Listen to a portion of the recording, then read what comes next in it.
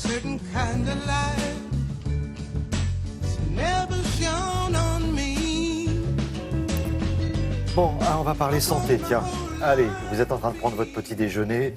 Alors, ça vous concerne peut-être. Hein. Alors, il y en a qui ne supportent pas le gluten, d'autres qui sont allergiques au lactose, d'autres qui suivent un régime cétogène. Cétogène, Brigitte, régime sans sucre. Sans sucre, avec beaucoup de graisse. Bon, vous avez besoin de vous organiser un dîner ce soir.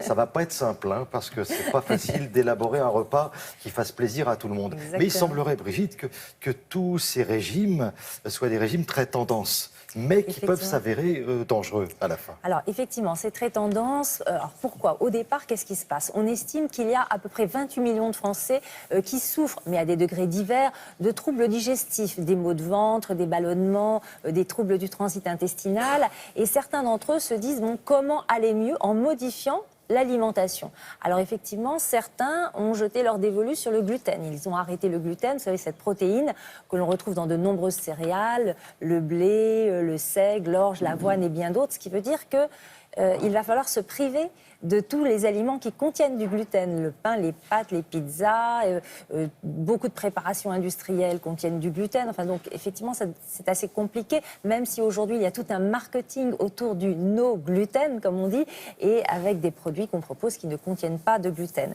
D'autres pensent avoir un problème par rapport au lait, c'est-à-dire au lactose, plus exactement, ce sucre qui est contenu dans le lait et des produits laitiers. Alors, il y a des vrais intolérants au lactose, c'est-à-dire ils n'ont pas l'enzyme nécessaire qu'on appelle la lactase qui va servir à assimiler ce lactose, ce sucre au niveau de l'intestin. Mais je veux dire, ils sont quand même assez peu nombreux, les vrais intolérants au lactose. Et puis il y a d'autres personnes qui, pour essayer d'aller mieux d'un point de vue intestinal, qui vont enlever le sucre ou les sucres de façon générale, donc fameux régime cétogène, et on va prendre plus de protéines et surtout beaucoup plus de graisse. Et des médecins tirent un petit peu la sonnette d'alarme en disant, voilà, il y a trop de Français qui se mettent à faire ces régimes, à suivre ces régimes, mais ils n'ont pas finalement de vraies raisons médicales de le faire. Alors quelles sont les conséquences pour eux? Est-ce qu'il y a des dangers à suivre ces régimes sans justification? Réponse en images.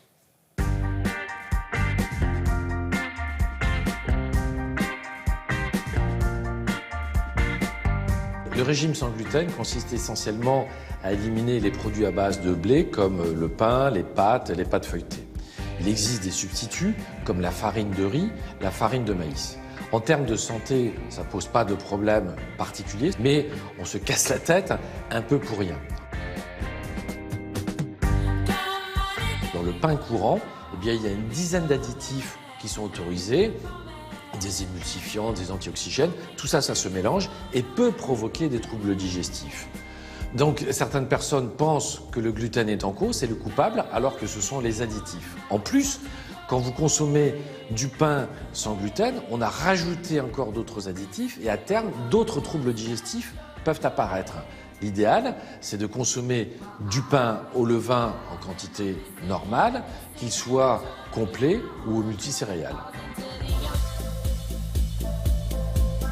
En général, les gens qui suivent un régime sans lactose éliminent tous les produits laitiers. Et il y a une confusion. Le lactose va se retrouver que dans le lait. On ne va pas trouver de lactose dans le fromage à cause des transformations qu'il a subies. Et concernant les yaourts, les bactéries vont digérer ce lactose. En plus, on peut trouver aujourd'hui du lait délactosé. Finalement, les produits laitiers, on en a besoin pour la santé puisqu'ils vont apporter des protéines de bonne valeur biologique, aussi quelques vitamines et puis du calcium. Donc il est totalement inutile de mettre de côté de façon systématique les produits laitiers. On doit juste bien les choisir. Le régime cétogène est sans sucre strict, ce qui est assez ennuyeux puisqu'on élimine aussi les fruits et légumes et qui fait la part belle finalement au gras, 70 à 90%, et le reste en protéines, 10 à 30%. Ce sont des régimes qui peuvent faire augmenter le cholestérol sanguin avec un excès de consommation de fromage, de charcuterie, etc.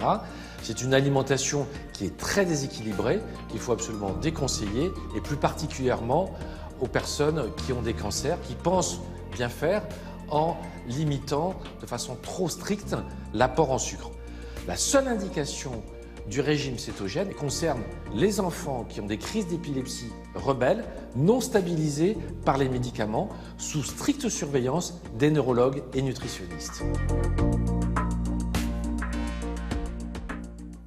Donc pour résumer, attention au régime qu'on s'impose sans justification, sans avoir consulté auparavant, Brigitte. Bien sûr, ouais, on voit bien que la plupart de ces régimes, finalement, ne sont pas réservés à la majorité des personnes qui souffrent de troubles digestifs. Souvent, ce sont des troubles digestifs, d'ailleurs, qui ne sont pas très graves. Donc, il vaut mieux consulter, bien sûr, avant d'entreprendre un régime qui va exclure des aliments, qui va déséquilibrer, finalement, l'alimentation, la flore intestinale. Donc, attention, hein, quand vous avez envie de faire un régime, peut-être consulter avant pour savoir si c'est vraiment nécessaire de faire un régime, entre guillemets, sans, c'est-à-dire qui exclut une partie des aliments. Et si vous voulez en savoir plus sur ce sujet, je vous conseille bien sûr le livre du docteur Laurent Chevalier, « Alors on mange quoi ?» et c'est aux éditions Fayard. Bonne question, merci beaucoup Brigitte.